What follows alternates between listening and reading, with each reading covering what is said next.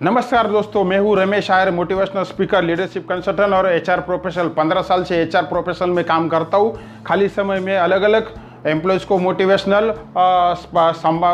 Skill सिखाता हूं, motivational lecture देता हूं और उसके साथ साथ मैं यूट्यूब के ऊपर मेरे वीडियो पोस्ट करता रहता हूं। दशरथ मान जी की प्रेरणादायक कहानी जो आपका जीवन बदल सकती है।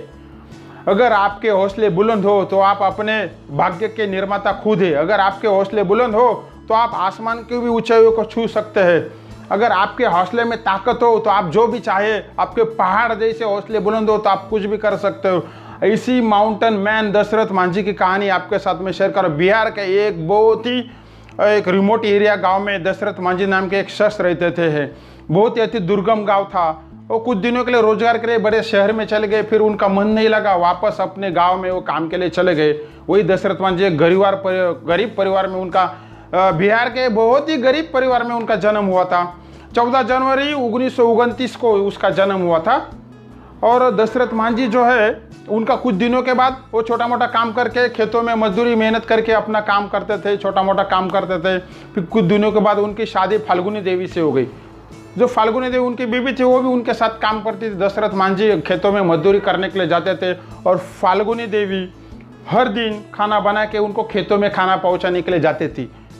लेकिन क्या होता था कि वो जिस गांव में काम करते थे वहां से बीच में एक पहाड़ था। पहाड़ के रास्ते से गोल घूमकर उनके जो बेबी थी उनको वहाँ खाना देने के लिए, खाना पहुंचाने के लिए जाना पड़ता था।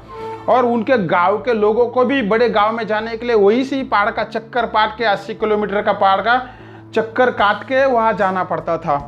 तो एक दिन क्या किया, दशरथ मांझी खेतों में काम करने के लिए चले गए। फाल्गुनी देवी खाना लेके उनके पास जाने लगी। बहुत समय बीत गया, फाल्गुनी देवी आई नहीं। फिर किसी गांव के किसी इंसान ने दशरथ मांझी को खबर दे दी कि आपकी बीबी आपको खाना पहुंचाते आते समय पहाड़ के रास्ते से खाई में गिर पड़ी है और वो जख्मी हो गई, बेहोश हो गई। दशरथ मांझी दौड़ के वहां चले गए। खाई से निकलते निकलते और बाजू वाले गांव तक उनको इलाज के लिए लेके जाने के लिए काफी पहाड़ का चक्कर काटना लगा। काफी समय गया और रास्ते में ही फाल्गुनी देवी की मौत हो गई। उस मौत से दशरथ मांझी को बहुत बड़ा सदमा लग गया। उनको बहुत ही बड़ा धक्का लग गया कि जिस पहाड़ की वजह से आज मेरी बीबी को उपचार नहीं मिला, क्यों ना मैं उस पहाड़ को ही काट के उखाड़ दूं।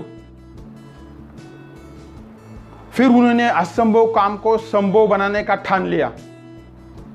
उन्होंने असंभव काम को, उस पहाड़ को ही खोदना चालू कर दिया। छोटी सी छन्नी और हथौड़ी से उन्होंने उस पहाड़ को, बड़े पहाड़ को काटना चालू कर दिया। शुरुआत में तो लोग हंसने लगे कि एक मामूली सी छन्नी और हथौड़ी लेके दशरथ मांझी पूरे पहाड़ को काट रहा है। शायद उसकी बीबी गुजर गई है और सदमा उसको लगा है, दिमाग की हालत उसको ठीक नहीं है, दिमागी बीमार है वो, इसलिए वो काट रहा है। लोग हंसी मजाक उड़ाते रहे। दशरथ मांझी अपने धैर्य से, अपने गोल से जरा भी हिला नहीं। धीरे धीरे धीरे धीरे काम करते गए। 22 साल लगाया उन्होंने और बड़े पहाड़ को काट के पहाड़ के बीच से दशरथ मांझी ने रास्ता बना दिया।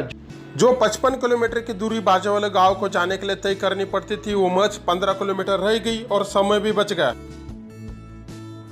तो आप सोचो, एक मामूली छन्नी हथौड़ी से उन्होंने इतनी बड़ी दूरी तय कर दी, तो उनकी सोच और उनके हौसले कितने बुलंद हो सकते हैं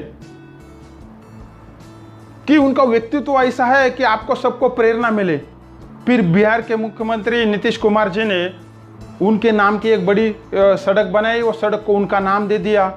साथ में उसी गांव में एक बड़ा अस्पताल बना दिया, उसमें भी दशरथ मांझी का नाम ले दिया। तो आप सोचो, 25 फीट गहरा और 30 फीट चौड़ा रास्ता बनाने वाले दशरथ मांझी ने कितनी मेहनत की होगी। उनका व्यक्तित्व हमेशा आपको प्रेरणा देगा। इसलिए उनको पूरे विश्व में माउंटेन मैन से जाना जाता है। उनके ऊपर फिल्म निर्देशक, प्रसिद्ध फिल्म निर्देशक केतन मेहता ने फिल्म भी बनाई है 2015 में, the mountain man Dashrath Manjhi.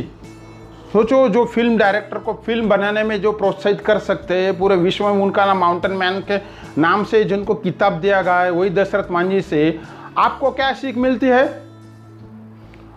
करोड़ों युवा को, देश के करोड़ों युवा को क्या सीख मिलती है कि यह सीख मिलती है कि आपका लक्ष्य चाहे कितना भी बड़ा हो, आप अपने विश्वास और लक्ष्य के ऊपर कायम रहे, उसके ऊपर काम करते रहो। दशरथ मांझी का जीवन का उन लाखों करोड़ों छात्रों को यह असर होएगा कि आपकी पढ़ाई चाहे कितनी भी कठिन हो, आप जिस भी प्रकार का काम कर रहे हो। दशरथ मांझी ने 22 साल में एक पहाड़ खोद डाला, एक मामूली से छन्नी हथौड़ी से। ठीक उसी प्रकार से आप भी आपको लक्ष्य को तय करें, लक्ष्य के ऊपर काम करो, आपके गोल के ऊपर फोकस करो, उसको एक लक्ष्य निर्धारित करो, बड़े सपने देखे।